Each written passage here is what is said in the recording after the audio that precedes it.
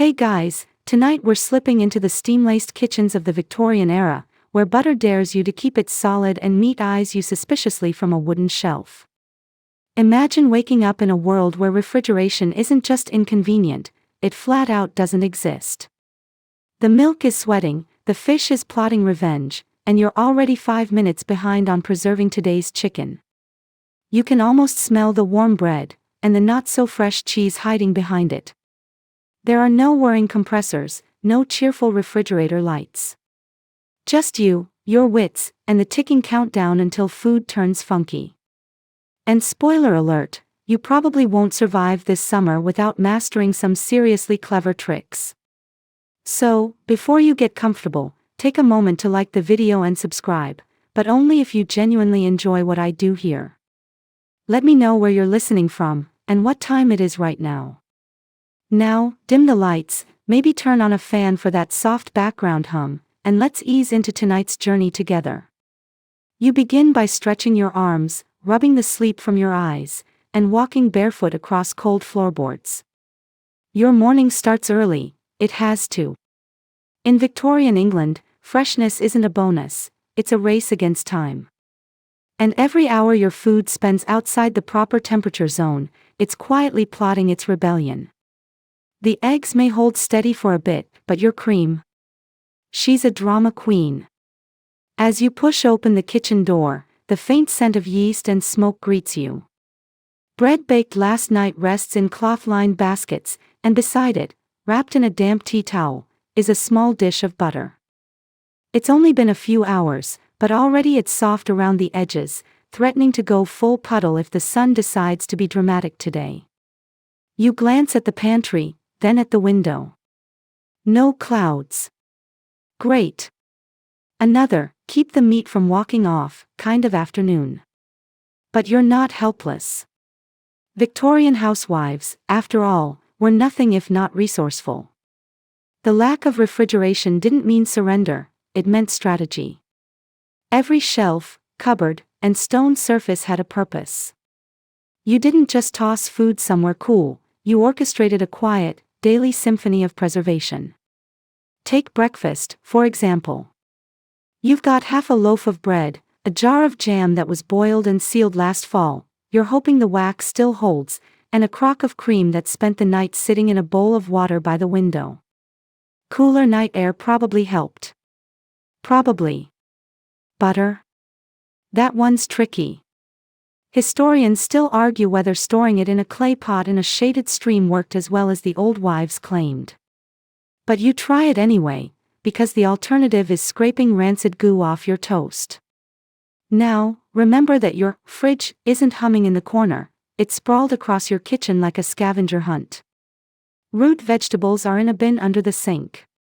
Milk sits next to the floorboards, wrapped in cloth. Coldest spot in the room, apparently. Cheese. Wrapped in waxed paper, tucked inside a pierced tin box with a cross breeze. The cat eyes it. You eye the cat. No sudden movements. And if you're lucky, really lucky, the ice man came by yesterday. Maybe you've got a few remaining cubes nestled in sawdust, resting like treasure in your makeshift icebox. Not a fridge, not really, but it does the job if you babysit it. That icebox is a bit of a marvel. Shiny tin lining. Small drainage spout. Heavy wooden door. No plugs. No motors. Just gravity, insulation, and diligence. You learn to rotate the perishables, milk closest to the ice, butter below, meat only if it absolutely must go in there. Everything in your kitchen is a quiet science. You know how the breeze hits at different times. You've studied the sun's angle through the window pane like a cartographer. You even adjust your cooking depending on the weather, less meat in July, more pickled things in August, and lots of stews once autumn cools the air. It's not just the food you think about, it's how quickly it can betray you. That's why shopping happens daily. You walk to the butcher, the fishmonger, the greengrocer, buying only what you can cook tonight or safely stash in your cooling corner. Sometimes, you envy the folks with proper ice houses. Those brick fortresses filled with blocks hauled from winter ponds, stacked like edible bricks of gold, insulated with straw and sawdust. You've read about how some households had entire rooms built underground just to store the summer supply. Someday, maybe. For now, you've got your damp towels, your clay pots, and your unwavering optimism. And you know what? It kind of works. Sure, you might lose a batch of cream once in a while, and that leftover mutton stew might get suspicious by day 2. But you've learned the signs, the smells, the telltale feel of milk that's just on the edge. It's a bit of a gamble, but you've made it this far. Besides, nothing brings a family together quite like shouting, "Don't touch the cheese, it's sweating again," across a sun-warmed kitchen. So you sip your tea, cut the bread, and think quietly about the next trick you'll need. Maybe another damp towel. Maybe a deeper bowl of water. Maybe you'll finally build that backyard pit you've been dreaming about. Because in the Victorian kitchen, cold isn't guaranteed, it's something you chase every single day. You slip on your sturdy shoes, none of that dainty parlor nonsense, and step outside into the crisp morning air. The sun's just beginning to stretch across the rooftops, but already, you can feel its intention to bake the earth silly. Which is exactly why you're headed straight for the most treasured, secretive, and slightly muddy spot on your property, the backyard ice pit. Now, pit might sound dramatic. You're not descending into a cave of crystals or anything. It's a low, mossy depression in the shaded corner of your garden, lined with stone and insulated with, well, a curious variety of whatever materials you could reasonably stuff in there during the last frost. Old rugs, dry leaves, maybe even sawdust borrowed from the carpenter next door. Victorians didn't let anything go to waste. Including snow. Back in February, you and your eldest son had quite the chilly weekend, hacking away at the edge of the village pond. The neighbors joined in, laughing through clouds of breath as they pulled block after block from the icy water, wrapped it in burlap, and wheeled it home. These weren't just chores, they were social events. With tea breaks. Possibly a few slips and falls. Maybe one mild argument over who got the clearest cube. You know, tradition. You stored the blocks in layers, stacked like awkward frozen bricks between heaps of straw, dead bracken, and more sawdust than your sinuses could handle. Some people swore seaweed was better. Others used wood ash. Historians still argue whether old newspapers or sheep's wool made the superior thermal barrier. You just used everything and hoped for the best. Now, months later, you gently lift the lid off your pit, a simple wooden hatch camouflaged beneath ivy. The air wafts up cool and earthy, a welcome contrast to the warming breeze brushing your sleeves. You reach inside and, yes, there's still ice. Smaller than you remember, but very much present. Victory. The ice feels like treasure. Precious, fleeting treasure. You wrap a chunk in cloth and cradle it like a newborn as you walk it back to the house. This will buy you another day of fresh cream, another night of chilled lemonade. If you play your cards right, maybe even a treat for the children, frozen fruit syrup scraped into little curls with a spoon. Back inside, you tuck the chunk into your tin-lined icebox, snug between bottles of milk and a half-wheel of cheese that's clearly seen better days. You prop the lid carefully, just enough airflow to keep things from going swampy, but not enough to melt your prize. And as you stand there, one hand on the cool edge of the box, you realize something: the entire system depends on your memory. There are no timers. No beeping alerts. Just you remembering when the last block was used, how long the butter's been sweating, and whether the jam has started fermenting again. It's a lifestyle that requires both instinct and practice. Also, frequent sniff tests. You turn and glance toward the garden. Somewhere out there, beneath dirt and leaves, is your chilly little bunker. And it will keep serving you, so long as you keep feeding it in winter. Victorian refrigeration was seasonal, personal, and vaguely mystical. It worked, mostly. Unless someone left the hatch open. Once, Your cousin forgot to secure her pit after digging for a celebratory ice chip during a heat wave. By morning, it was a muddy puddle, floating with what had been an ambitious stockpile. She cried. Her chickens drank it. It was a whole thing. That's why you take yours seriously. You know when to open it. You know when to leave it be. It's your summer shield, your cool companion, your not-so-modern miracle. Of course, the ice pit isn't without its drawbacks. There are bugs. Slugs. Occasional mold. Sometimes you reach for a cube and instead find a soggy mess wrapped in fabric that smells suspiciously of onions. You learn to label things. You learn to separate meat from dairy with the fierceness of a future food inspector. But still, it works. You take a moment to rest your hands on the kitchen counter, the ice safely stashed. Around you, the room feels momentarily cooler. Maybe it's just your imagination. Or maybe it's the satisfaction of knowing you've kept the butter alive for one more day. Because in this world, your world, the fight against heat is daily, determined, and kind of poetic. You and your backyard pit, locked in a seasonal alliance against nature's warm intentions. And somehow, against all odds, you're winning. At least until August. You hear the familiar jangle of bells and the rhythmic clop of horses' hooves on cobblestones. That's your signal that the ice delivery is imminent. By mid-19th century standards, this ice trade is nothing short of revolutionary. What began as seasonal pond harvesting back in New England has, by now, become a bustling commercial enterprise in cities worldwide. You, being a savvy Victorian housewife, have already placed your weekly ice order with the local deliveryman, tipping him a shilling extra for a nice, solid block. When the cart appears, you step onto the front stoop, clutching your list: milk, 2 pints, butter, half a pound, and the all-important ice, heaped with more sawdust than a carpenter's workshop. The deliveryman tips his cap, grunts a greeting, and swings off the cart with surprising agility. You almost drop your basket of eggs in shock.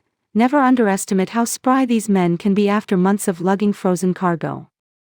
You think about how this trade really took off when Frederick Tudor, known as the Ice King, started shipping New England ice to the Caribbean in the 1820s. Within decades, ice travels on steamships and rails, crossing oceans to chill tropical drinks, an astonishing feat that still feels like magic in your kitchen. The block arrives wrapped in layers of burlap and snugly nestled in coarse sawdust, which acts as insulation. You notice the gentle hiss of melting water seeping through the drainage hole in your icebox, evidence of perpetual, low-level warfare against warmth. In fact, historians still argue whether finely shaved cork or sawdust provided better thermal protection. You shelled out for sawdust, but your neighbor swears by her cork shipments. You'll have to test that next winter. Once the block is settled inside your tin-lined chest, the deliveryman moves on down the street, appending another block at Mrs. Willoughby's gate. She's known for her extravagant tea parties and insists on weekly ice shipments even in March. You roll your eyes fondly. Some genteel indulgence never goes out of style. Back inside, you examine the block's surface. It's smoother than you expected, courtesy of the polishing process dockworkers perform before loading it onto trains. You pause to run your fingers along a pitted corner, remembering that salt brine was once used to thaw the outer layers for easier handling. A touch of science, a sprinkle of alchemy, Victorian style. You place the ice at the top shelf, milk containers directly beneath, butter on the second tier, and game meat cradled at the bottom. This vertical hierarchy is crucial. Gravity does the rest, collecting meltwater into a drip pan you empty every morning. That simple spout mechanism is a marvel of low-tech engineering. As the afternoon sun streams through the kitchen window, you savor the residual chill radiating from your makeshift refrigerator. Who knew you'd become part of a global ice network? And yet here you are, living proof that modern conveniences only need a horse, a cart, and a barrel of sawdust. Between deliveries, you like to improvise. Sometimes, when the iceman is running late, you'll trace shallow grooves in leftover ice blocks to speed up shaving for iced tea. You learned that trick from an eccentric neighbor who claimed that adding a pinch of gypsum to the sawdust layer extended block life by days. It sounds dubious, maybe even dangerous, but she swears it worked during last summer's triple-digit heatwave. Your children watch in fascination as you crush a chunk with a small mallet, turning it into sparkly flakes, a process that requires no electricity, just muscle and a good ear for cracking ice. They giggle as the shards glisten on the kitchen floor, and you flick them with a towel, giving them the briefest taste of modern luxury. Midweek, you sometimes experiment with different delivery schedules. Twice a week during heat waves, you order additional small slabs. During cooler spells, you test a bi-weekly arrangement, hoping to save a few pennies. It's a delicate balance between economy and comfort. After all, nobody wants sour milk or limp greens. Most weeks, though, the routine feels downright civilized. You set the cart's arrival time in your mind like an appointment with royalty. You glance at your pocket watch, another marvel of modern invention, waiting for that precise moment when the bell jangles and you know fresh ice is on its way. And here's the kicker: despite the horsehair in your boots and the occasional muddy cobbles, you feel distinctly modern. You're a node in a vast network spanning continents, from frigid northern lakes to sun-drenched piazzas. All so you can whip up a chilled glass of lemonade at tea time. It's equal parts science, trade, and pure human determination. As the deliveryman disappears around the corner, you flick a final glance at your icebox, proud of the transformation you've orchestrated. Tomorrow, you'll do it all again: order, unwrap, stash, and marvel. Not everyone in the neighborhood appreciates the fuss, but your family certainly does. After all, their breakfasts taste better when nothing is sweating on the plate. You wipe your hands on your apron, note the lingering dampness in the air, and think about how odd it is that this simple weekly chore feels both archaic and cutting edge. It's a reminder that ingenuity often springs from necessity, and that even a period without electric refrigeration can yield clever solutions worthy of admiration. You slide a chilled glass under the tap, pour yourself a swig of cold water, and relish that cooling sensation. Victory tastes like ice. You step into the kitchen and feel that subtle draft, just enough to tease a chill, but not so much that you shiver. Your eyes drift to the star of the show, the wooden icebox with its gleaming zinc lining. It stands proudly in the corner, looking sturdier than most dining tables, with a hand-forged latch and a brass drainage spigot that gleams like a wink from the past. This box is your personal Arctic tundra, albeit one that relies on gravity, insulation, and the occasional splatter of melting water. The exterior is crafted from oak, solid, dependable, and aromatic when you brush against it. Inside, the zinc lining promises resistance to rust and bacteria, a fact heralded by manufacturers since the 1850s. You appreciate that zinc was chosen over lead, assuming you want your custard to be creamy and not chemically adventurous. Historians still argue whether copper would have been a better conductor, but your supplier insisted zinc was both cost-effective and hygienic. You recall the first time you glimpsed one of these marvels at your cousin's wedding reception, an ostentatious affair complete with hors d'oeuvres chilled on a bed of crushed ice. That icebox sat in the corner, dutifully cradling delicacies like smoked salmon and chilled blancmange. It looked so futuristic that you half expected it to sprout legs and wander off to seek adventure. But instead, it stayed put, performing its sole duty, fighting heat. How novel. Your version, however, is more modest. You prop it open and peer inside, a slab of ice on the top shelf, milk bottles beneath, and a covered dish of leftover mutton stew tucked in the lower compartment. You reach in to adjust the stew, accidentally brushing your fingers against the cool zinc wall.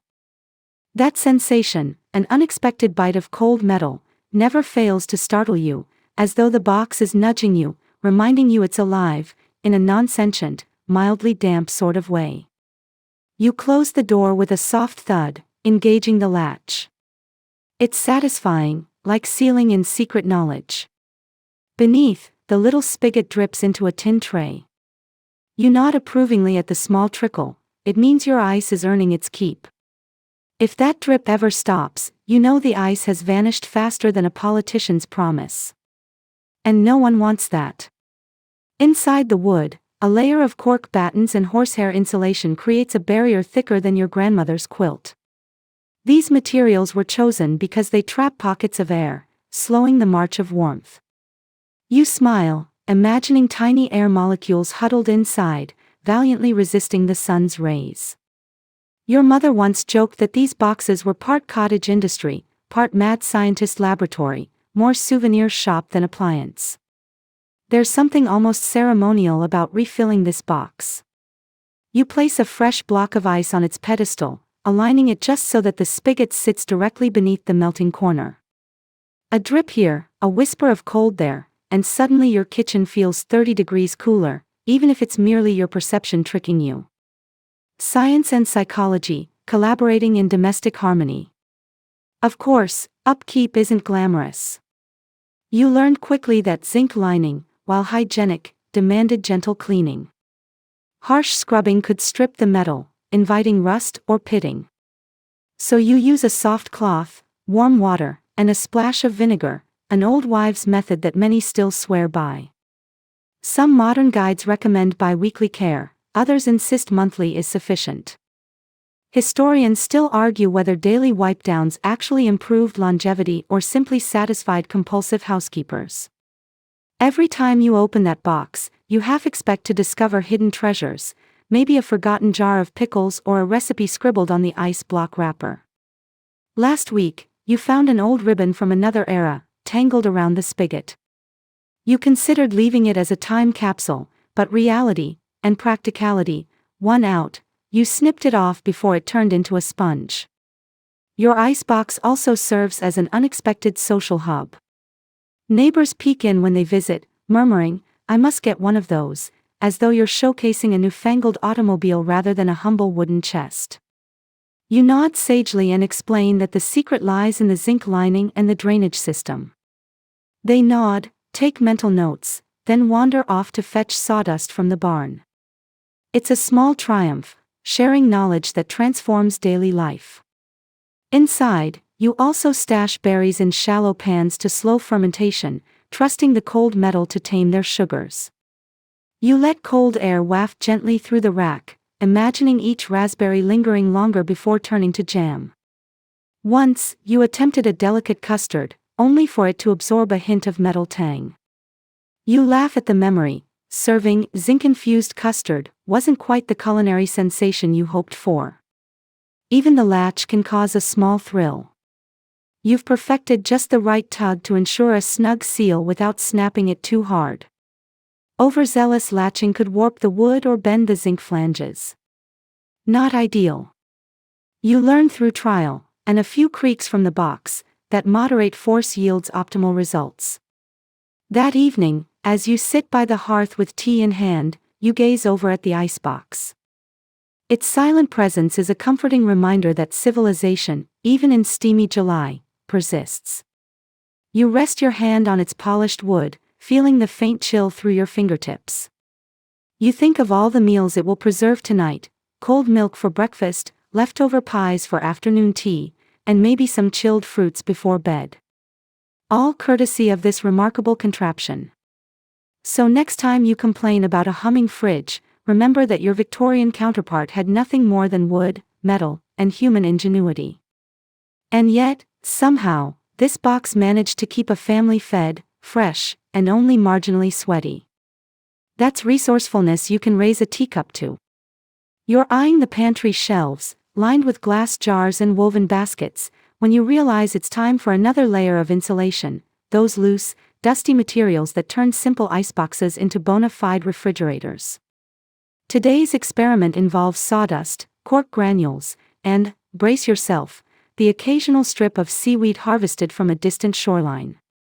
Victorian experimentation, you remind yourself, was equal parts science fair and kitchen witchery. First, there's sawdust.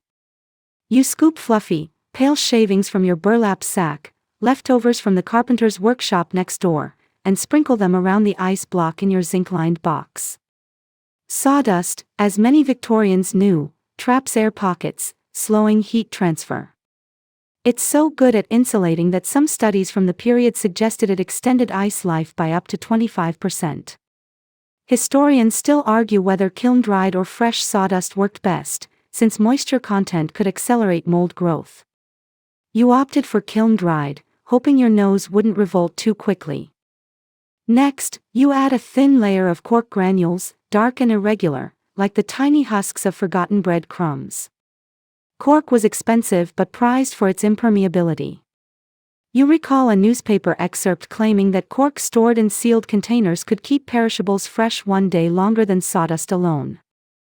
Sometimes whispers of best practices came via gentlemen's club lectures rather than home guides, and your curiosity got the better of you. You're still not entirely convinced cork was worth the splurge. Your wallet certainly isn't, but the idea of repurposing wine stoppers into chill savers tickles you. Now, the piece de resistance, seaweed. You picked up bundles of dried kelp from the dockside market when you were visiting your cousin in Cornwall last spring. Apparently local fishermen collected it and laid it out on the dunes to dry. You wrap thin strips around the ice block like a damp scarf. Seaweed was thought to boast natural saltiness that lowered melting point, according to seaside lore. Historians still argue whether this technique genuinely outperformed simple salt brine or if it was just a salty superstition. You've got your doubts, but you're desperate enough to try anything. With your layered insulation in place, first seaweed, then cork, then a thick blanket of sawdust, you close the icebox door with satisfaction. It feels like tucking in a child, snug, secure, and whispering promises of prolonged coolness. The spigot below catches every drip, reminding you how lean this operation is. Each precious melt drop serves to humbly power your household's comfort. That evening, you test your handiwork. You yank open the latch, carefully, to avoid knocking any insulation loose, and peek inside. The ice block looks marginally larger than yesterday's leftovers, and the surrounding sawdust is barely damp. Success. You file away your observations. Seaweed wrap minimally helped. Cork granules might be more worthwhile next season, but sawdust is the unquestioned MVP. Later, your friend Mrs. Kensington visits, eyes widening at the sight of your makeshift setup. Seaweed? In my icebox, she exclaims, half incredulous, half intrigued. You invite her to feel the sawdust's fluffiness, snip a marble-sized cork pellet, and smell the kelp's brine. It becomes a mini-salon of preservation punditry, Victorian-era TED Talk, if you will, complete with laughter, skepticism, and at least one raised eyebrow over spilled sawdust. The next day, you record temperature readings on a scrap of paper, another nod to the growing scientific craze of the age. At noon, the butter remains firm. At 2, your refrigerator thermometer reads a steady 45 degrees Fahrenheit.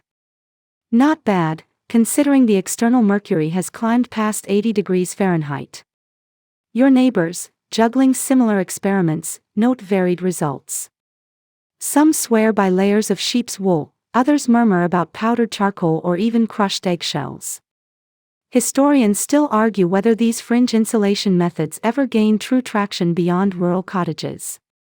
You suspect most were urban legends, but a few might merit deeper investigation. Meanwhile, your kitchen routines subtly shift. You store leftover jelly jars nestled in the sawdust bed, ensuring they stay upright and cool. You keep your picnic ham on the cork-sprinkled shelf, where it won't slump in the midday sun. The seaweed trick earns curious glances but no consistent converts, until you invite a group of young children to test icy slivers sprinkled with salt and kelp-infused flakes. Their giggles echo around the room as they declare the seaweed-cooled chips refreshingly weird. Between experiments, you document every detail: insulation type, ice usage, ambient humidity, and how long each vegetable remained crisp. It's part science log, part diary, part home economics manifesto. Without modern appliances, domestic science became a cherished hobby for many households, and a form of social currency. You've been invited to 2 parlors just this week to demonstrate your cork and kelp routine. You imagine the frost lining the walls when you unveil your secret arsenal. Soon enough, your icebox runs low. You strip away the old insulation, disposing of damp sawdust into the garden to enrich the soil. You gather the spent seaweed for fertilizer, you hate waste after all, and toss expired cork granules into the coal scuttle. It's time for fresh supplies, a new burlap sack here, a fresh bag of cork bits there, and maybe an extra bundle of seaweed if the tide is kind next weekend. Even among all these methods, one truth remains: nothing replaces the humble sawdust. Cheap, abundant, and surprisingly effective, it transforms every household icebox into a small fortress against heat. You pat the sawdust bag affectionately, as though greeting an old friend. Without it, your buttery triumphs would have melted into sorrow long ago. Later that night, you drift into conversation with your husband about next winter's drainage upgrades. Maybe a slightly larger spigot. Perhaps a detachable drip tray. Even minor improvements matter when you're committed to mastering cold. All the while, the icebox stands silent, cradling the fruits of your labor, one block, one fragile alliance of materials, one small victory over inevitable summer warmth. Because in your Victorian domain, resourcefulness wasn't just practical, it was a nightly lullaby that whispered, "We're still in control, for now." You sense the coolest spot in your house isn't up in the attic, surprise, but down in the earth beneath your very feet. There's a discreet door behind the back stairwell, hidden behind hanging laundry, that leads to your root cellar. You pause for a moment, inhaling the familiar damp, earthy aroma that greets you like an old friend. It's cool here, always cool, a steady mid-50s Fahrenheit sanctuary where perishables stand a fighting chance against the summer's relentless heat. Descending the narrow wooden stairs, you feel the temperature drop against your ankles. The walls are rough-hewn stone, the floor compacted earth, and shelves of thick planks line the room. Root vegetables, carrots, turnips, parsnips, nestle in bins of sand to prevent shriveling.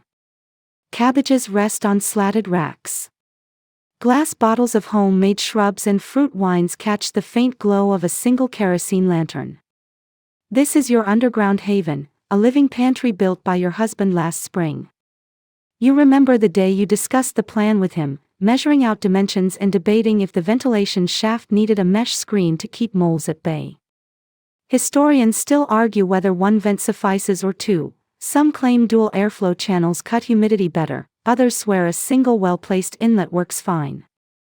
In your case, a single shaft, lined with brick and capped with mesh, delivers enough fresh air without inviting burrowing rodents. So far, so good, though you admit you've evicted one particularly ambitious vole last month. Your first task is tending the clay pot corner. You've gathered unglazed earthenware jugs of various shapes, amphory style for juice, squat crocks for milk, slender bottles for tonic. These pots, buried halfway in coarse sand, keep their contents magically cool. The clay breathes, slowly releasing moisture that evaporates across the sand and inner walls, maintaining a lower temperature. It's like a primitive air conditioner powered by physics and patience. Inside one crock, there's yesterday's milk, still fresh, still safe, its thin cream layer lazily floating on top. You dip a ladle in, checking for off notes. None. Victory. Next to it, a slender jug holds homemade lemonade, tinted pale pink from crushed raspberries. You lift the jug, noting the condensation on its surface, proof that the subterranean chill is doing its quiet work. You pause to inspect the sand bed. Last time you replenished it, you noticed a slight rise in moisture, hinting that maybe the ventilation needed tweaking. So today you scrape away the dampest layers, replacing them with drier grains you stored in burlap sacks. You pat down the sand, smoothing the surface so the pots sit level. This simple maintenance keeps the system humming. Beyond the pots, you adjust logs of cheese stored on a lower bench. The cellar's stable temperature and high humidity create a perfect cheese aging environment, though your neighbors warn you about mites. You counter that a little life on the rind only deepens flavor. Historians still argue whether aged Victorian cheddar truly rivaled modern varieties, but one bite confirms your rind en moiseur status. Next, you check the bin of turnips tucked into damp sand. These pale root vegetables, plucked last fall, should stay crisp through summer. You gently lift one by the greens, wiping off a stray grain of sand before setting it back. If you're lucky, your midday stews will include that peppery turnip crisp instead of a sad, shriveled stump. And yes, you still call it a turnip, tuber, and gravy day. Finally, you turn to the jars of preserved fruit lining the upper rack. Ritter's peach slices in light syrup glow in amber tones, blackberry conserve rests beside them, the deep purple liquid promising sweetness. These jars live above ground in your icebox, but here in the cellar you store extra stock, just in case the kitchen supply runs low or the jam jar freezes unexpectedly. You pat each jar's seal, ensuring none have popped or leaked. Before ascending back to the sunny kitchen, you carry a fresh harvest, a crock of milk for tea, a bundle of parsley, and a sturdy carrot for your midday pot roast. You pause under the lantern's soft glow, noting how this subterranean room feels like a time capsule, unwavering, dependable, and unbothered by the world above. It's comforting, a silent partner in your daily fight against spoilage. Walking up the stairs, you relish the contrast as your bare feet meet the warm floorboards. Above, the kitchen sun presses against the windows, but your offerings from below arrive as if air kissed by winter. The milk goes straight to the icebox shelf, the carrot is destined for a clay pot stew, the parsley will garnish your midday soup. All first tended in that hushed stone chamber. Later, while stirring soup by the stove, you reflect on how Victorian ingenuity blended earth and clay to keep things fresh. No electric hum, no coolant gas, just a clever use of natural materials and space. It's sustainable, elegant, and deeply human. And as you sip your tea, milk chilled to perfection, you remember the cellar's gentle whisper, coolness can be found in unexpected places, if only you burrow a little deeper. You pivot from the root cellar saga straight into another quirky corner of your kitchen, the cheese safe and its partner in crime, the pie cupboard. These aren't mere cabinets, they're sanctuaries for baked goods and dairy delights, designed to tease out flavors while keeping pests at bay. Imagine a tall wooden box, its front door fitted with fine brass mesh that sighs when you open it, a mesh so tight even the craftiest of flies can't sneak in. Behind that screen, pies rest on slatted shelves, and wheels of cheese sit on raised platters, each piece breathing just enough air to develop nuance without turning into a breeding ground for maggots. You remember when cheese safes first became popular in the mid-1800s, as Victorian households sought better ways to age and store cheese at room temperature. Historians still argue whether these designs originated in rural farmhouses or urban homes experimented by middle-class cooks. The truth, as usual, may lie somewhere between muddy milking pails and polished parlor tables. What matters to you is that your safe, carved from seasoned oak and inlaid with decorative fretwork, was a gift from your mother-in-law, a symbol of her confidence in your culinary prowess. Opening the latch, you peer in at a round of Cheshire cheese, its rind already dimpled with character. Nearby, a triangular sliver of Stilton glistens with veins of blue mold that promise a gentle tang. The mesh door lets in just enough breeze so the cheese's moisture doesn't pool and invite spoilage. You run your fingertips along the slats, feeling the faint roughness of hand-planed wood, a reminder that every imperfection in this cabinet is a testament to skilled craftsmanship, not shoddy work. On the bottom shelf, 2 cherry pies cool under glass domes, a fragile concession to both display and protection. The lattice crusts glint in the morning light, sugar crystals shimmering like tiny stars. You slide the domes aside to check for steam, knowing too much will turn that perfect crust into a soggy morning. The cherry juices have begun to thicken, exhaling a sweet tart perfume that fills the kitchen with pre-luncheon promise. But these cabinets are more than aesthetic, they're an army against insects, rodents, and the occasional overenthusiastic house cat. The mesh spacing is a marvel of Victorian engineering, small enough to thwart a fruit fly's trotters, but wide enough to allow air circulation. You recall reading that some designs even included charcoal filters to neutralize odors and absorb excess moisture. Quirky as that sounds, you might give it a try if you can procure powdered charcoal from the apothecary, though you're cautious about introducing too much soot into your delicate pies. Historians still argue whether the charcoal-lined compartment was common or purely experimental, and whether any home really bothered with such detail. You suspect most families relied on simpler mesh boxes, but a few adventurous souls delved into chemical curiosities. You, on the other hand, stick with tried-and-true methods: fine bronze mesh, cool ambient air, and weekly wipe-downs with a vinegar solution to discourage mold and uninvited guests. You retrieve a wedge of Cheshire and set it atop a small plate, letting it sit at room temperature for 10 minutes before serving, an etiquette tip you learned in a society magazine. The cheese softens under gentle warmth, revealing a creamy texture beneath its crumbly exterior. You nibble a bit, savoring its mild saltiness and thinking how strange it is that you can enjoy such delicacies without a single electric coil in sight. The pie, meanwhile, waits patiently, its filling snug within the lattice's geometry, ready to be sliced for afternoon tea. Meanwhile, curious Mrs. Pembroke drops by, just in time to sniff the pies. "Do you ever worry the mesh won't keep out moths?" she asks, brow furrowed. You chuckle softly, demonstrating how the mesh's tiny apertures foil even the most determined pantry invaders. "You have to see a moth's wing close up," you tell her, "and thank the gentlefolk inventors who perfected this weave." She nods, jotting notes in her little leather notebook, presumably planning her own cabinet. You close the cheese-safe door with a soft click, then glide over to the pie cupboard, a smaller, more ornate cousin perched atop a marble-topped sideboard. Its door glass is frosted, etched with swirling patterns that make the pies within look like precious jewels hidden behind softened rays of light.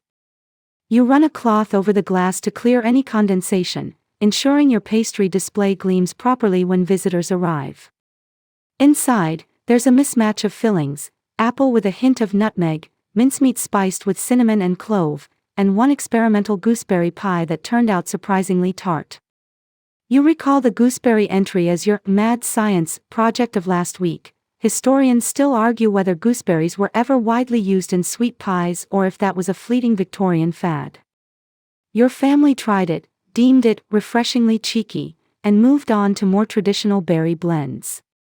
The cupboards would exude a faint vanilla scent, likely from pie wafting over the months, gentle residues that whisper of countless tea times. You place a fingertip against the glass and reflect on how these cabinets quietly shaped daily life. They allowed families to buy fruit in season, bake during the warmth of the oven, and then store without fear until tea time. Without them, you'd be scurrying back to the oven every hour, rebaking pies as crusts softened and fillings soured. As you close the glass door, the pies inside settle like treasures in a vault. You brush a stray berry seed from your apron and consider tonight's menu, perhaps a slice of cherry pie with a side of Stilton, paired with a dollop of clotted cream, bridging sweet and savory in a single bite. For your husband, you might leave a small wedge of cheese perched atop a thin slice of bread at bedtime. It's a humble pleasure, but one you orchestrate through careful storage and thoughtful presentation. Stepping back, you appreciate how the cheese-safe and pie cupboard complement each other. One ages dairy with deliberate slowness, the other preserves pastry with stylish flair. Both use air, light, and craftsmanship to protect culinary creations without modern contraptions. They're stagehands behind the scenes, ensuring that every bite tastes as fresh as the day you baked, or as the day you loaded that first wool of cheese. You wipe your hands on your apron and step away, content in the knowledge that tomorrow's breakfast will include perfectly aged cheese, and that afternoon tea will feature pastries still crackling under the knife's edge. All because you understood the art of storing food in a world before electric fridges. And that, dear listener, is the delicate dance of cheese safes and pie cupboards, an everyday kitchen ballet that kept Victorian homes ticking and tasting without ever breaking a sweat. You pause mid-step, a damp tea towel stuck between your fingers, and smile knowingly. This is where evaporation hacks come into play: nature's air conditioning, powered by nothing more than water, fabric, and a pinch of ingenuity. Victorian housewives, deprived of modern refrigerants, leaned into physics like a favorite recipe, wrapping perishables in wet cloths and watching as heat retreated into the thin summer air. Your morning starts by fetching a clean, lightly starched linen cloth from the laundry line. You dip it into the cool basin by the window, water drawn from the well just hours ago, still tinged with a pleasant mineral crispness. You wring it until it's damp but not dripping, then drape it carefully over a glass bottle of milk. The cloth clings to the curves of the bottle, hugging its cool surface. You prop the bottle in a shallow pan to catch any residual drips. No one likes a soggy counter. Almost immediately, you notice the air around that bottle feels just a touch cooler. That's evaporation doing its work. As water transitions from liquid to vapor, it steals heat energy from the bottle's surface. You stand back and let the summer breeze through the mullioned window carry away the moisture, imagining heat dancing off in invisible vapor trails. Next, you move to the earthenware jug filled with lemonade, pale yellow, speckled with mint leaves. You wrap it too, letting the damp cloth mask any condensation on the clay surface. Historically, cottage walls covered in damp clay or reed screens offered similar relief, but you prefer portable solutions. After all, who wants to drench your walls every afternoon? You've experimented with different fabrics. Fine linen feels luxurious against the glass, but it dries quickly. Coarser cotton retains moisture longer but risks imprinting its weave into your delicate decanters. Historians still argue whether muslin offered the optimal balance, given its breathability and softness, or if heavier tea towels, those trusty workhorses of the kitchen, proved superior in the long run. You stick with a medium-weight linen blend, a compromise learned through trial and more than one ruined napkin. Occasionally, you add a spritz of scented water, usually rose petal distillate from your grandmother's cosmetic stash, to the cloth, turning preservation into a fragrant affair. Part sensory indulgence, part practical experiment, you chart how long each wrap stays cool and aromatic. The scent fades before the ice melts, but for a fleeting moment each morning, the whole kitchen smells like an English garden. One afternoon, you overhear your footman mutter about the Egyptian method, where cotton screens filter sunlight and let breezes cool interiors. Inspired, you drape a wet cloth over your pantry door, creating a microclimate inside. When you open that door later, you're greeted by a rush of cooler, slightly perfumed air, an oasis of freshness amid the simmering household. Next on your evaporation tour is the butter dish. You gently lift the churned pat into a shallow porcelain tray, then cover it with a damp muslin cloth. Butter, notoriously needy, benefits greatly from this trick. The film of moisture keeps its edges from softening too drastically. You leave a small gap so the butter can breathe, a lesson learned the hard way when an overly sealed cloth turned your butter into a soggy mess. Historians still argue whether the cloth should be replaced daily or every other day for optimal moisture balance. You've settled on a midday change, synchronizing with your tea preparation. Meanwhile, you bring a damp linen to the fresh fruit bowls, peaches, plums, and apricots piled high, their velvety skins ripe for picking. The cloth's cool embrace delays their rush toward overripeness, buying you another hour or two of perfectly yielding fruit. Your children delight in breaking off little pieces of the cloth, dabbing them against their foreheads for relief on sweltering days. It's part comfort, part ritual, part sensory delight. Sometimes, your experiments veer into the eccentric. Last week, you read about a Victorian gardener who soaked his greenhouse curtains nightly to protect tender seedlings from heat. Inspired, you wrapped a damp cloth around your earthenware crocks of milk and tucked them under a shaded trellis just outside the kitchen door. The trick worked surprisingly well. Milk stayed chilled longer in open air than inside the stove-warmed kitchen. Historians still debate whether outdoor placement increased spoilage risk from insects, but in your case a fine mesh cover sufficed to keep out flies. Of course, these evaporation hacks aren't foolproof.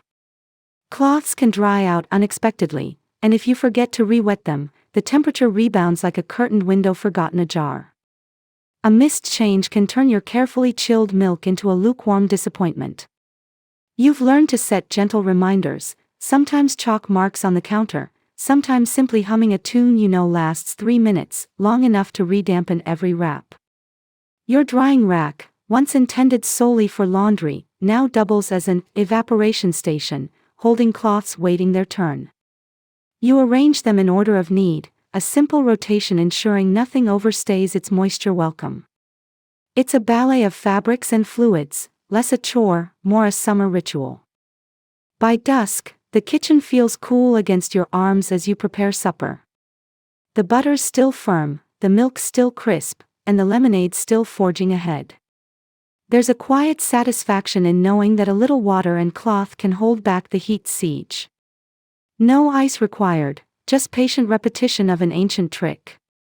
As you wipe the final damp cloth on the countertop, you reflect on how this evaporative practice connects you to centuries of homemakers, from Egyptian gardeners to medieval monks cooling their wine. It's a lineage of simple science, passed down through whispered tips and kitchen gossip. You hang the cloths out to dry, their damp threads glistening like summer dew. Tomorrow, you'll repeat the dance, dip, wrap, wait, and enjoy the cool that follows. In the Victorian kitchen, even the humblest towel becomes an instrument of comfort, a silent promise that relief lies within reach, at least until the sun fully takes hold. You step into the narrow alcove beside the kitchen hearth, where thick stone walls cradle a hidden cold pantry, your personal Arctic alcove without the wood pit or ice delivery.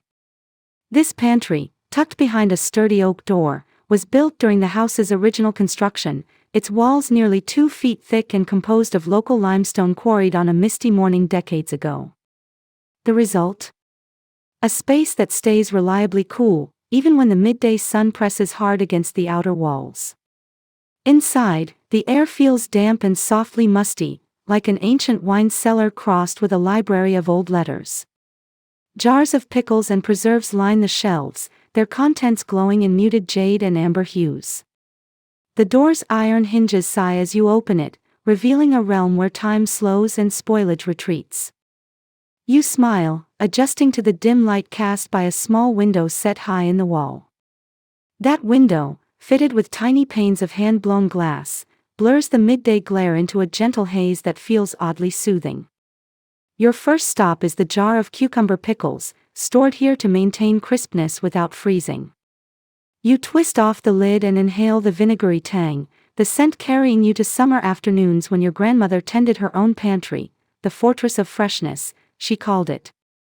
Historians still argue whether cold pantries originated in Mediterranean villas or northern manor houses, but in your home, the idea arrived courtesy of an enterprising builder who loved both olives and oysters. Next, you reach for a vessel of homemade butter submerged in salted water.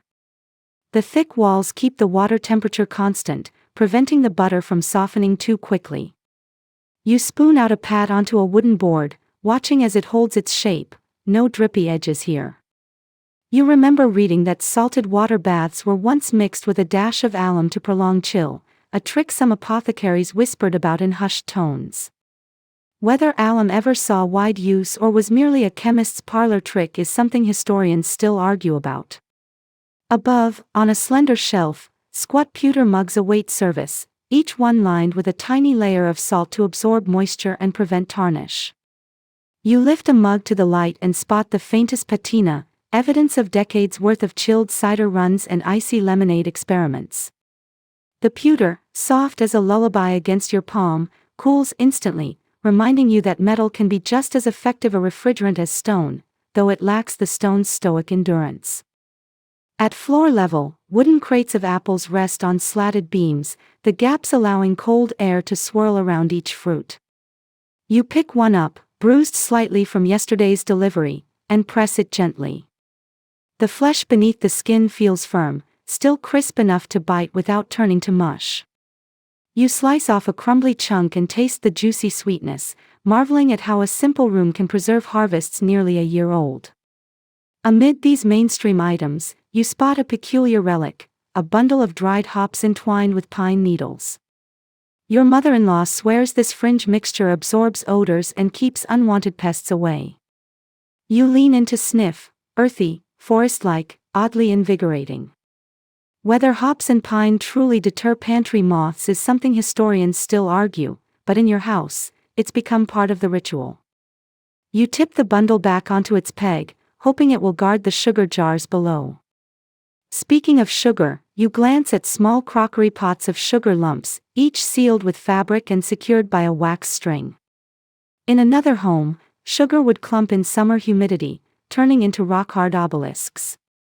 Here, it remains granulated, thanks to the constant cistern-like coolness. You jab a fork into a lump, just enough to break off a shard for your afternoon tea. It shatters cleanly, a crisp crack that echoes softly in the still pantry. You turn your attention to the mezzanine-like ledge above the door, where loaves of bread rest under linen cloths. The thick walls keep the loaves from staling too quickly. No one wants bricks for breakfast. You pull down a crusty rye loaf, its surface dusted with flour. A gentle squeeze affirms its springiness, and you give it a little bounce on the wooden shelf, imagining it applauding back. A tiny joke, but one you savor in this quiet space.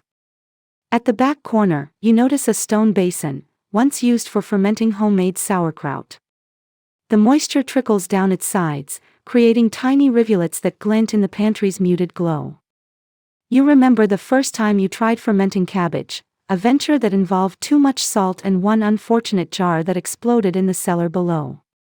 Since then, you've perfected the brine ratio, just enough to encourage lactic acid fermentation without turning the room into a pickled swamp. Your daily ritual here involves rotating stocks. Yesterday's preserves get moved forward, fresh jars slip safely behind. You brush away a speck of dust from an untouched jar of quince jelly, its rosy glow promising gentle sweetness in the next steamy July. You tidy a small stack of pewter plates too, making sure each one sits flush against the wall, not leaning where it could slip and shatter. Domestic vigilance is an art form.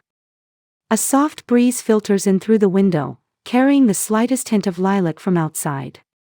You close your eyes and inhale deeply, feeling the cool air mingle with the faint floral perfume. It's a sensory lullaby that prepares you for the day's next tasks, and, eventually, for bedtime. You think of how this pantry's design, thick walls, small openings, and strategic ventilation, mirrors ancient ice houses, proof that people across centuries converged on similar solutions for the universal problem of heat. Before you leave, you take one last look around and pluck a small chamomile sachet from a hook near the door.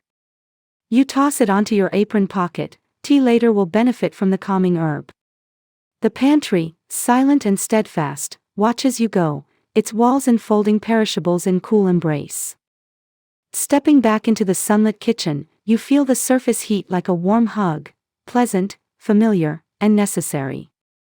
Yet you carry with you the pantry's cool calm, a secret you'll tap again when the jam jars need chilling or when the evening supper calls for a crisp cucumber slice. In this thick-walled refuge, you realize that cold isn't a product of machines but of thoughtful design, patient rotation, and a bit of domestic theater. It's a testament to human ingenuity, whispered through stone and shadow, promising that even on the hottest days, a hidden room can offer relief, if only you remember where to find it. You step out onto the back stoop, where a shallow stone basin basks in the filtered morning light. Today's preservation experiment involves hydro-coolers, ingenious contraptions that use rainwater and simple physics to create a microfridge right under your nose. You've lined the basin with smooth pebbles, each one plucked from the riverbank last autumn, and filled it with water collected from last night's gentle rainfall. The water is cool to the touch, scented faintly of moss and distant thunderstorms. Into this makeshift pool you place your slender earthenware jugs, one teeming with fresh milk, another holding homemade kefir, and a third brimming with that curious raspberry shrub you bottled last summer. The clay of the jug soaks up water through its porous walls, and as the water evaporates from the jug's surface, it siphons away heat from the contents within. It's a passive refrigerator that relies on nothing but ambient humidity and a little engineering flair. Historians still argue whether earthenware or unglazed crocks offered superior cooling, but in your household, both see regular service. You crouch beside the basin, fingertips skimming the water's surface. Tiny ripples fan outward, each a silent promise that heat will drift away before it can invade your dairy stash. You can almost hear the faint hiss of molecules slipping into vapor, though your ear might be playing tricks on you.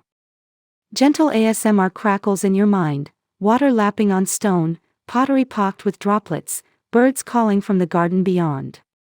A few feet away, you've set up a tiered wooden frame draped in damp burlap, a rudimentary forerunner of the wet-walled greenhouses you read about in garden journals. Vinegar barrels once stood here, you recall, but you prefer burlap. It's cheaper and easier to launder. You top up the water often, ensuring the cloth stays perpetually moist. When the wind breezes through, it carries a chill from the evaporating fabric into the basin below. You step back and breathe in, tasting the subtle mist, reminding yourself that preservation can be both practical and poetic. As you adjust the jugs, you notice one of the pebbles has shifted, tilting the jug slightly. It wobbles, sending a small arc of water across the basin's edge. You catch it with your apron, chuckling softly. Domestic science often comes with minor water spills. Your husband once warned you that a truly effective hydro cooler needed perfectly level pebbles, but you argue that character emerges from imperfection. After all, a little splash here and there just keeps the kitchen humming. You lean in closer to examine the milk jug. Last week, you tested an identical setup using gutter rainwater versus rooftop catchment. The milk cooled by gutter water stayed chilled an extra half hour, likely due to less sun-warmed exposure. Historians still argue whether rainwater purity or collection method mattered more, but you side with the gutter theory: fewer airborne contaminants, lower mineral sediment, and noticeably smoother clink against porcelain cups. You file that note away in your mental ledger. Elsewhere, you've rigged a second basin for larger containers, butter churns, cheese crocks, and even small metal pans laden with berries destined for morning jam. These basins sit in shaded nooks against the kitchen's north wall, where sunlight rarely trespasses. A creeping vine overhead offers dappled shade, and you occasionally hear its leaves rustle in the breeze, nature's own cooling fan. You remember a fringe account of a Devonshire gardener who dipped his entire churn in a stream using a rope pulley. You haven't tried that yet, given the potential for muddy curds, but you admire the daring. You stand and fetch a small brush to gently scrub the basin's stones, clearing away silt and leaves. Cleanliness matters. You don't want scummy water-degrading flavor. A handful of lavender blossoms from yesterday's bouquet floats by. You fish them out, sniff the floral sweetness, and consider tossing a few into a jug tomorrow for aromatic infusion. Once, you read of a perfumed milk experiment where lavender extended freshness by deterring bacterial growth, a method some apothecaries whispered about in society magazines. Whether lavender truly kept spoilage at bay is something historians still argue, but you're willing to risk fragrant milk for an extra hour of cool. Meanwhile, the raspberries you left in the third jug have settled on the bottom, their tart juice swirling around. You imagine that as the jug cools, the flavors meld, creating a subtly sweet infusion you'll strain for the children at tea time. You dip a straw into the jug's lip and take a tentative sip, refreshing and slightly sweet, with a hint of the rain that nurtured the garden. It's preservation as poetry, and you savor every drop. You pause to listen to the kitchen behind you, pots clatter as dinner preparations begin, the cook adjusting fire temperatures, servants moving about. But here, beside the hydro coolers, there's a lull, an oasis of calm. The subtle drip of water, the distant coo of pigeons, and the soft patter of your breathing converge into a near-hypnotic lullaby. You glance back at the basin, noting how one jug sits slightly deeper than the others, its contents visibly cooler. You mentally swap its position tomorrow, ensuring even cooling across all containers. It's a small choreography of daily chores, a bespoke routine that shapes even the simplest tasks into a ritual of care. Later in the day, you'll refill the basin with fresh water, colder evening rain if you're lucky, and wrap the jugs in damp linen for an additional evaporation boost. You might even experiment with alternating rainwater and spring water to gauge flavor differences. It's a world of possibilities, all without a single electric coil buzzing overhead. As you rise from your crouch, you feel a gentle coolness on your ankles, a reminder that chill can be coaxed from ordinary elements. You pat your skirt to flick off a stray pebble and step back into the kitchen's warmer embrace, carrying the hydro-cooled jugs toward the icebox for storage. There, they'll nestle alongside ice blocks and butter dishes, part of your multifaceted defense against spoilage.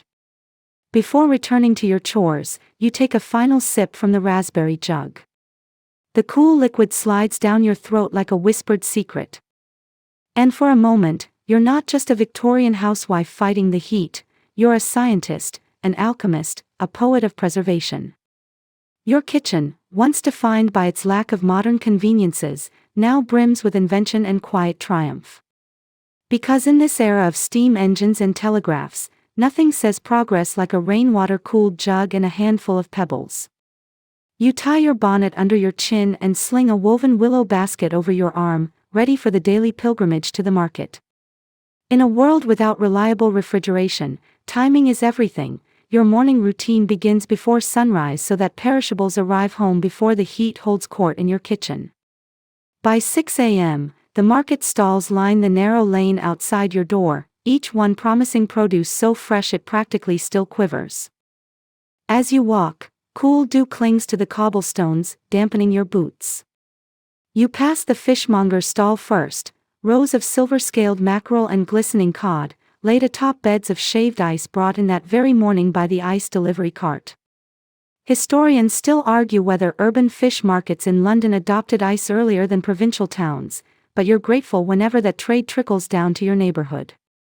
You stop to select a plump cod fillet, feeling its firm flesh beneath your fingertips.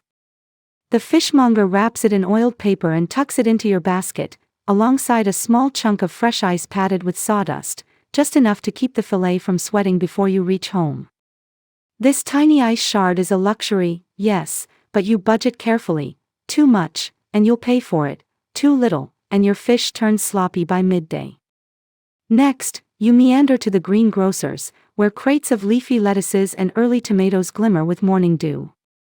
You choose a handful of crisp lettuces, heads so verdant they almost glow, and tuck them beside the fish. A light rain from last night ensures they'll stay cool en route, sipping moisture like tiny sponges. You recall that Roman gardens once used similar techniques, sprinkling morning mist to prolong harvest, but Victorian horticultural guides tweaked the idea for market-bound veggies. It feels good to stand on the shoulders of ancient gardeners. Moving on, you arrive at the dairy stall. Jars of fresh cream, buttermilk, and clotted cream beckon, each one displayed on ice-packed shelves. You request a half pint of cream and a small container of butter, knowing these goods will have only the briefest meet and greet with summer warmth. The dairyman wraps your cream jar in a damp cloth, a nod to those evaporation hacks you perfected back home. You smile at the symmetry of it all. A quick detour brings you to the pastry vendor, where flaky croissants and buttery tarts parade beneath a gauzy cloth. You snag 2 almond tarts for afternoon tea, thinking ahead to where you'll stash them in your pie cupboard. Someone once claimed that early morning vendors produced superior pastries because the cooler dawn air slowed butter melting, a fringe claim historians still argue, but your taste buds side with the idea. Your final stop is the butcher's block. The smell of cured hams and fresh sausages drifts through the air. You order a joint of beef, carefully specifying no fat trimming. You want every ounce of renderable fat to help preserve lean meat during cooking. The butcher wraps it in paper and ties it with string, then hands you a small wooden skewer soaked in vinegar to place in the meat's creases, a tip gleaned from a women's magazine. This little vinegar joke slows bacterial growth, another testament to Victorian home medical lore. With your basket bulging, you head home via the quieter back lane, where shaded trees offer relief from the rising sun. You adjust the parcels in your basket, ensuring the fish remains atop the ice shard, the lettuce sits near the damp cloth, and the meat rests snugly in its vinegar-skewered folds. Every item has its place, nested for optimal chill, protected from bruising and warmth. Back in your kitchen, you immediately unpack, fish to the icebox shelf, vegetables to the cold pantry, dairy to the evaporation station, meat to the pie cupboard until cooking time. You breathe a sigh of relief. Today's haul survived the journey intact, each piece as fresh as when it left the vendor's hand. Timing, routing, and packing, these are your unwritten rules of spoilage prevention. You note the market's rhythm: Tuesdays for fruit, Thursdays for berries, Saturdays for special imports like pineapples and grapes. You mark your calendar accordingly, ensuring you only buy items when they're freshest and most plentiful. Historians still argue whether Victorian middle-class families truly kept such meticulous schedules or whether these were aspirational guides published in etiquette manuals. You prefer to think of your routine as both practical and poetic, a daily dance with the seasons. Later, as you sort through leftovers from yesterday's supper, you plan tomorrow's market run, switch your fish order to 5:30 a.m. to catch the first shipments, pick up gooseberries before the children shuck them at breakfast, and perhaps test that new vendor's ice-wrapped cream. It's a choreography of commerce, governed by sun angles, street shadows, and the stubborn laws of spoilage. And so, each morning, you become both shopper and scientist, observing the dew, evaluating the ice's quality, and balancing cost against freshness. Your kitchen cabinet holds not just spoons and pots, but data, notes scrawled on leather-bound journals about which cream lasted longest, which lettuce held crisp after an hour, and whether Sunday's market fish tasted noticeably fresher than Wednesday's. The patterns emerge, subtle yet invaluable. All this effort ensures that at every meal, breakfast, lunch, and dinner, you can plate dishes that taste of intention rather than compromise. Whether it's a chilled cucumber salad or a hearty fish stew, your daily market pilgrimage underpins every flavor. And when you finally sit down to eat, you glimpse the art in ordinary tasks: rising before dawn, navigating market crowds, balancing perishables, and thus preserving both food and family well-being. You shoulder your woven market basket once more, but today you venture farther than the fishmonger's stall or the greengrocer's patch. You're headed to the community ice house, the grand cathedral of cold storage that serves an entire neighborhood. Just beyond the lanes where children chase puppies, you find a sturdy brick building with a heavy oak door bound by iron straps. The sign above reads, "Ice House, Members Only," a reminder that Victorian communal refrigeration was as much about social capital as it was about ice. Inside, the air shifts from the muggy kitchen to an enveloping chill that hits your shoulders like a refreshing wave. Stone corridors branch off into vaults lined with straw and sawdust, the same materials you use at home but here stacked sky-high in massive brick chambers. These vaults once held dozens of blocks, stacked neatly like giant white bricks, each one a relic of winter's bounty. It's a marvel of seasonal planning. Ice harvested months ago now keeps perishable goods fresh for families across the community. You run a gloved hand along the rough stone wall, feeling the drop in temperature, nearly 50 degrees cooler than the sweaty street outside. Historians still argue how widespread these communal ice houses were beyond major cities, but you're grateful this one sits just a 10-minute walk from your front door.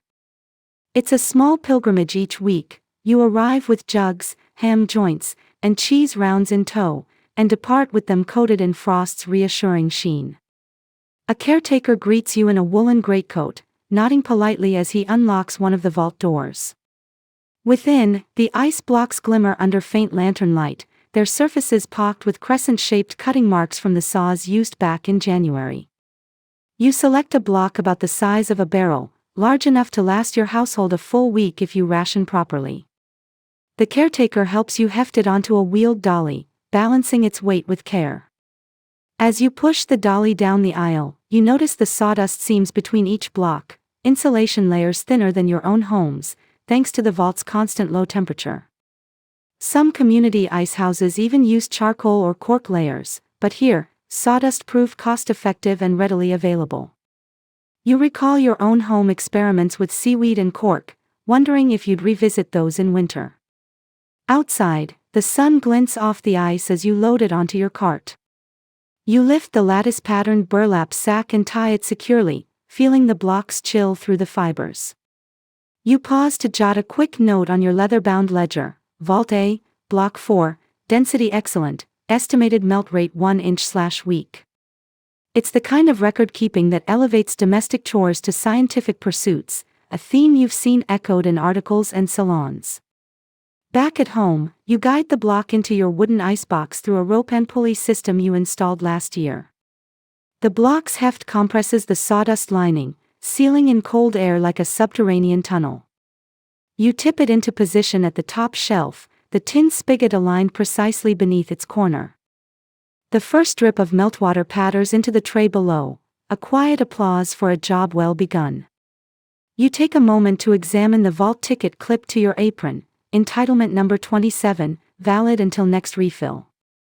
This ticket system prevents overuse and encourages sharing community resources responsibly. You sip your tea, savoring the precise chill that now envelopes your pantry, and then head back later in the week with a smaller order, just enough to keep the cream fresh for another 3 days, since you've noticed warmer than usual afternoon breezes lately. Sometimes, you arrive to find the ice house in disarray, bundles of straw strewn across the floor, sawdust spills, and the occasional thawed patch where a vendor left a vault door ajar. A minor misstep can cascade into wasted ice, so you've learned to treat the space with respectful caution, entering slowly, keeping doors closed, and resisting the urge to chatter too loudly. It reminds you of library etiquette, where voices hushed preserve not books but precious cold. Across the community, apprentices and housewives exchange tips. Some swear that small trays of salt over ice extend block life by lowering the melting point, while others advocate covering the blocks in canvas slathered with lime wash. Historians still argue the efficacy of such fringe methods, but in your circles, shared anecdotes live on, pass between cozy parlors over cups of steaming cocoa despite the summer season. On Saturdays, you host a miniature ice delivery in your own kitchen, inviting neighbors to collect spoonfuls of shaved ice for their lemonade or custard. You position yourself by the icebox spigot, dispensing meltwater at one side and fresh shaved flakes on the other. Children line up with tin cups, delighted by the glittering snowflakes that feel like ephemeral jewels. This ritual transforms your kitchen into a communal summer haven, a nod to the grand vaults but scaled down for the urban home.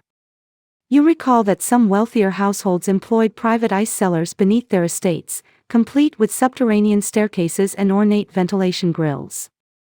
Your communal vault may lack stately frescoes, but its egalitarian spirit fits your practical needs just fine.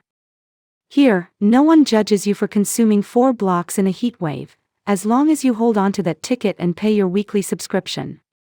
By midweek, you've shaved off enough ice to cool every jug, preserve every loaf, and soothe every feverish brow that cropped up in your family. You stash the remaining block for as long as possible, guarding it like a treasured relic between refills. And when at last it dwindles to a half-melted hunk, you pack up once more for your communal pilgrimage, only to start the cycle again. You stand in your kitchen, gloved and content, surrounded by chilled bottles and shivering pans. The community ice house isn't just a storage venue, it's a living testament to Victorian cooperation and ingenuity. It's where you, and everyone else on these cobblestones, found cold in a world that refused to pause for comfort. And as you close your own icebox door, you whisper a quiet thanks to those brick vaults where winter's promise endures long past its natural season. You step quietly into the hushed sickroom at mid-morning, the curtains drawn against the harsh daylight, where your fragile niece lies nestled under lightweight linen sheets, not woolen blankets, as you quickly adjust, her forehead hot enough to wilt flowers. The doctor's prescription sits on the bedside table, crushed ice compresses every 2 hours. It feels oddly clinical in the comfort of home, yet here you are, armed with nothing but crushed ice and calm determination. You tiptoe to the icebox in the corner, its wooden door giving a soft creak that startles you. Inside, you retrieve a shallow porcelain bowl you've reserved for medical use, etched with delicate vines and marked, for fevers only. Layer by layer, you spoon in shattered ice flakes you've crushed earlier with your trusty mallet. Each piece glints like tiny diamonds under the dim lamp, promising relief. You pause, noticing the faint echo of Victorian hospital wards past, where nurses would haul trays of ice to every bedside. Historians still argue whether ice compresses truly shortened fevers or simply offered soothing distraction, but you've seen the slow retreat of flush from your niece's cheeks firsthand. You gather a length of the softest linen, a remnant from a dress you once sewed, and wrap the bowl in the cloth, securing it with a loop that won't slip during its journey back to the sickroom. The cloth muffles the chatter of melting ice, but you swear you can hear the faint hiss of water vapor escaping, a private symphony of cooling. Back at her bedside, you lean in to position the cool pack against her temple. You can almost feel the heat channeling away, drawn down through layers of flesh into the bowl at your hand. You hold it there for a full minute, counting the slow beat of her pulse beneath your fingertips. The contrast between her fevered warmth and the compress's bite is startling, but comforting, a tactile promise that someone cares enough to carry the chill to her side. Between compresses, you store the remaining crushed ice in a lidded ceramic pot, glazed on the outside, unglazed within to slow the melting process. A drip tray beneath catches the meltwater, which you then infuse with sprigs of fresh peppermint. The doctor's notes suggested aromatic poultices, so you drop a handful of minced leaves into the water. The scent of mint drifts through the room, mingling with the soft rustle of linen and distant clock ticks. You've read that peppermint's essential oils may ease headaches, though apothecaries still debate its medicinal potency versus mere aromatherapy. You decide it's worth the soothing fragrance, if only to tempt your niece's weary senses. When the next compress is due, you dip a clean linen rag into the peppermint-infused water, wring it until it's thoroughly damp but not dripping, and fold it into a gentle pack. This mint sling, as you've cheekily dubbed it, goes around her wrists, where blood vessels run near the surface. You watch her eyelids flutter as the coolness seeps in, her breathing lengthening into a steadier rhythm. It's a small victory, a moment of calm in the fever's storm. Throughout the day, you administer compresses at 2-hour intervals, each time returning to the icebox for fresh flakes. You're mindful to label every pot, fever ice, peppermint ice, and even one special jar where you experimented with crushed elderflower blossoms, hoping their reputed antipyretic qualities might help. Historians still argue whether elderflower poultices had any clinical effect or were merely folk superstition, but you record each trial in your leather-bound medical journal, tallying results in neat columns. During one break, you refill the drained meltwater pot. The remaining meltwater, tinged pale green from the mint, slides into the ceramic reservoir, its cool surface catching the lamp glow. You drop in a few more fresh peppermint sprigs and cap it, knowing you'll need it for the evening's compress. The circulation of herbal-infused water feels almost alchemical, mixing science with domestic care. At midday, a visiting neighbor arrives bearing a basket of fresh cucumbers. She's heard of your ice compress regimen and wants to share a tip, slicing cucumbers thinly and chilling them in salt water before applying as ocular compresses. She claims it's an ancient Roman remedy revived by Victorian society columns. Historians still debate whether cucumber masks did more for vanity than healing, but you gratefully accept the gift and tuck the gleaming slices into a separate bowl of ice. Later, you try the cucumber compress under her guidance, watching your niece's slight smile emerge as the cool vegetable rounds settle around her eyes. In the late afternoon lull, you conjure another compress variation, a lavender-infused ice dab. You steeped dried lavender buds in hot water last night, then allowed the infusion to chill overnight in the icebox. You mix a handful of lavender ice with fresh flakes, wrap it in gauzy cheesecloth, and press it gently to her forehead.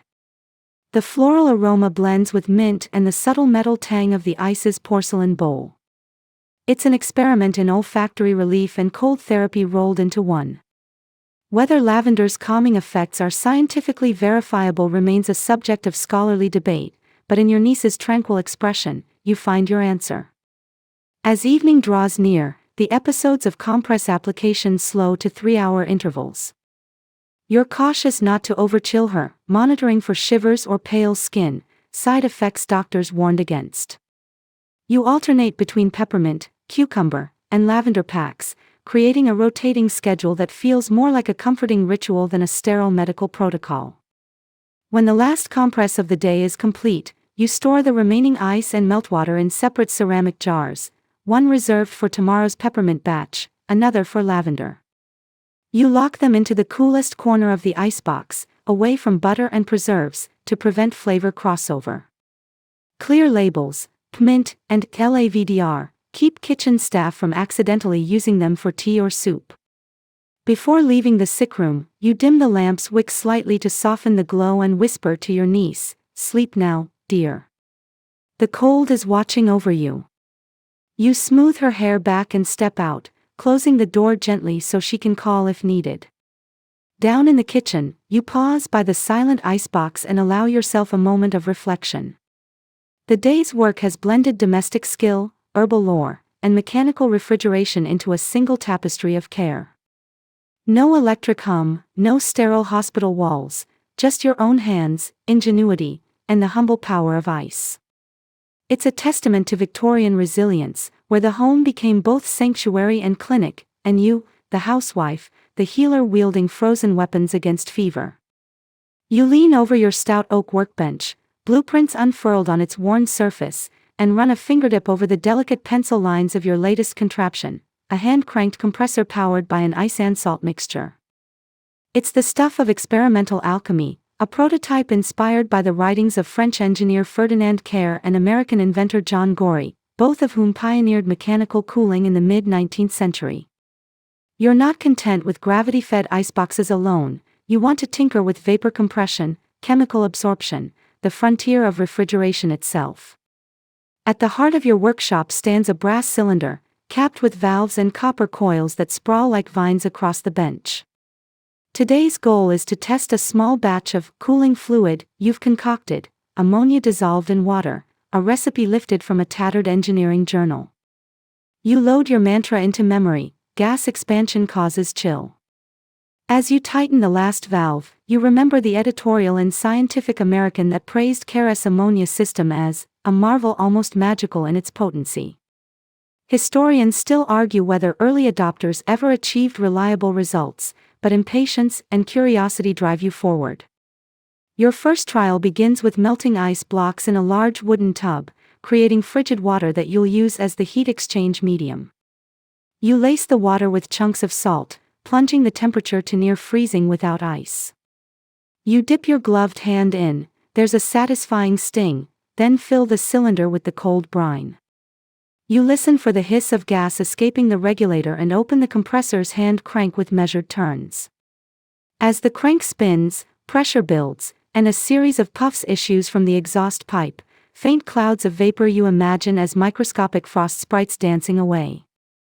At the output valve, a thin copper coil coils downward, you press a finger against it. A chill travels up your arm, the first tangible proof that you've coaxed cold from chemical reaction, not mere winter ice. It's thrilling, like discovering fire all over again. But it's not without hiccups. The pressure gauge quivers, then dips unexpectedly, signaling a leak. You tighten the fittings with a monkey wrench, oiled from last month's steam engine maintenance. Historians still argue whether leaks doomed most homemade compressors or if user error was simply blamed on faulty designs. Your own record notes 4 past failures, each ending in a sputter of ammonia and a headache of cleaning up. Once you seal the leak, you retry. This time, the brass cylinder emits a steady hum as you crank, a gentle frost forms on the outer surface, and the enclosed coil grows markedly cooler. You position a small pewter cup on the lowered coil, filling it with water. Slowly, wisps of ice lattice across the cup's bottom, an icy bloom that jubilates your heart. You cheer softly, not too loudly, worried your servants might rush in with news of a misfire. But this success feels monumental. You jot down precise measurements: number of crank rotations, brine temperature, cup's freezing time. These details will guide your next iteration. You plan to adjust the coil's diameter for faster heat transfer and perhaps shift to a sulfur dioxide mixture if ammonia proves too corrosive. Historians still debate the safety of early refrigerants, some calling ammonia potently perilous, but you've taken precautions: good ventilation, sturdy gloves, and a clear exit plan. Eager for real-world application, you mount the coil assembly inside a small wooden chest resembling your icebox. You insulate it with cork panels salvaged from old wine crates, then place a test milk bottle next to the coil. As you crank steadily, the bottle grows cold, condensation beads the glass, and you swear you hear faint creaks as the cork insulation contracts in the chill. You mentally compare this mechanical marvel to your beloved sawdust-insulated icebox. One relies on seasonal ice, the other on continuous human effort and chemical know-how. At midday, you invite a trusted neighbor to witness your demonstration, a respectable lady whose husband is a bank manager and thus influential. You open the little chest with flourish, revealing the milk chilled to near freezing in under 15 minutes. Her eyebrows rise, and you stifle a grin. This could revolutionize middle-class kitchens, or so you hope. She claps politely, murmuring praise about ingenious household progress. You bask in her admiration, imagining patent applications and society expos. Yet you remain cautious. The system's durability concerns you. Will it hold ammonia indefinitely? Will the crank wear out? Will your cookware suffer ammonia leaks? Historians still argue whether pioneer inventors overpromised and underdelivered on residential refrigeration, but your mind buzzes with possibilities: refrigerated lard for pastry, perishable medications stored on ice-like temperatures, even early cold room conjuring for botanical studies. By late afternoon, you disassemble the apparatus, carefully rinsing the coils in warm water to remove residue. You store the ammonia solution in a sealed glass vessel, labeled "Do not ingest," tucked away in a cabinet past the pantry. The brass cylinder goes under a cloth cover, ready for tomorrow's refinements. Your apprentices clean the workspace, noting the faint scent of ammonia that will linger for hours. As twilight descends, you reflect on the day's achievements. Mechanically produced cold feels less like a convenience and more like a promise, a glimpse into a future where ice need not come from ponds or sawdust-lined pits. Perhaps someday, every kitchen will house a little compressor rather than an icebox. You imagine grandchildren telling tales of olden days, when hands spun cranks instead of pressing buttons. And yet, you treasure your humble icebox all the same, a testament to resourcefulness, a companion in countless summers, and a bridge between ancient storage methods and this mechanical dawn. Your experiments, messy and ammonia-scented, feel like a conversation with the future, one where cold is always at hand. Tomorrow, you'll revise your coils, pitch, and test new refrigerants. But tonight, you step back, savoring the quiet hum of possibility. In your Victorian kitchen workshop, science and home life intertwine, forging the path from seasonal ice to perpetual chill. And though modern fridges remain decades away, you rest knowing you've played your part in inventing comfort. You wake to the crescendo of cicadas and the thick, humid air pressing against your bedroom window like a languid cat. The ice block in your kitchen icebox, once a sturdy sentinel, has dwindled to a puddle of water-clotted sawdust and salt-sprinkled melt. Today's challenge is familiar yet poignant. When the ice finally melts, is not a phrase you read in gentle history books, it's your morning reality. You trudge downstairs, barefoot on sun-warmed boards, bracing yourself for another heatwave day where your tools of cool have quietly surrendered. In the pantry, your jar of preserved cucumbers wobbles on its shelf, brine sitting higher than when you left it. A fine film of condensation beads on the jar's glass. You twist it open to breathe in the vinegary tang, a small thrill before retreating from the open air. Outside, the garden's shade gave sanctuary in June, but now the sun has conquered every leafy refuge. You head back to the kitchen's main arena, the spot where your empty icebox stands like a hollow drum, echoing with its last drip. Your first recourse is the vinegar towel trick, a fringe yet proven manner of cooling skin and small items. You fill a basin with cold well water, then add a cup of sharp apple cider vinegar. The acidity, you learned, slightly depresses the water's boiling temperature, a quirky chemical tidbit historians still argue about in domestic science circles. You dip a pristine linen towel into this solution, wring it until it's damp but not dripping, and drape it across the kitchen table. In minutes, the tablecloth feels markedly cooler under your palm, the woven fibers conducting the vinegar water chill like a humble conductor orchestrating relief. Next, you wrestle with a set of hand towels, each one destined for a different household member, to wrap around their necks or tuck under their armpits. Your son enters, shirtless and blinking at the towel you press to his skin. He sighs deeply, the damp chill pulling the heat out of his flesh in a silent tug-of-war. You supply each family member with a fresh, vinegar-dampened cloth, instructing them to re-dampen hourly. It's less elegant than ice cubes on linen, but more sustainable when the last block has vanished. Having chilled what you can by touch, you turn to your final pantry backup, clay pot evaporative coolers. You fetch 2 unglazed crocks, one for milk, one for lemonade, and position them on saucer trays.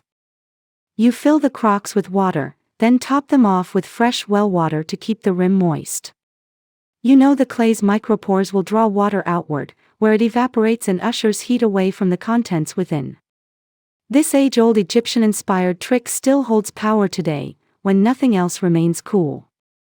Historians still argue whether adding a pinch of salt to the water stash speeds evaporation or if it merely invites corrosion, but you skip the salt, wary of long-term crock health.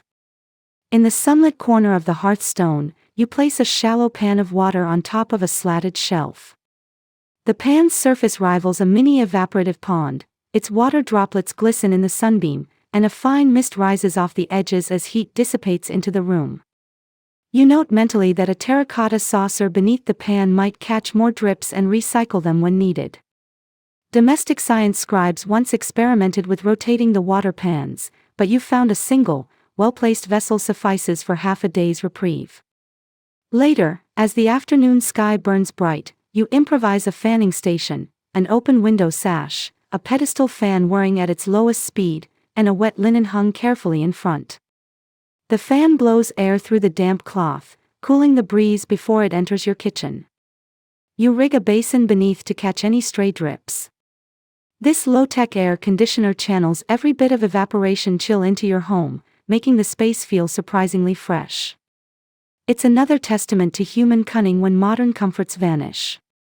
By evening, you've set out chilled servingware, pewter mugs you slip briefly into well water, glazed plates submerged in the clay pot reservoir, and linen napkins dunked in the vinegar soak and hung to dry just enough.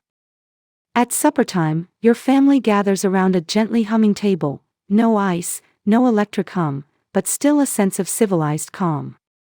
The lemonade tastes tangy bitter, but the chill at the rim is triumph enough.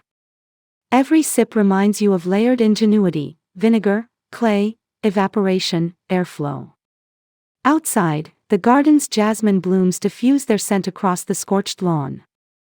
You pause to stand at the threshold, watching the setting sun's blood-orange glow slide behind rooftops.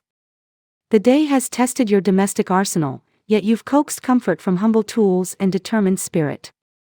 You recall how last winter you pre-stacked sawdust, insulated the ice pit with new newspapers, and experimented with powdered charcoal layers, each idea a testament to perseverance. Even now, long after the ice has surrendered, your kitchen pulses with resourcefulness. As the cicadas quiet and fireflies begin their slow dance, you gather your cooling vessels.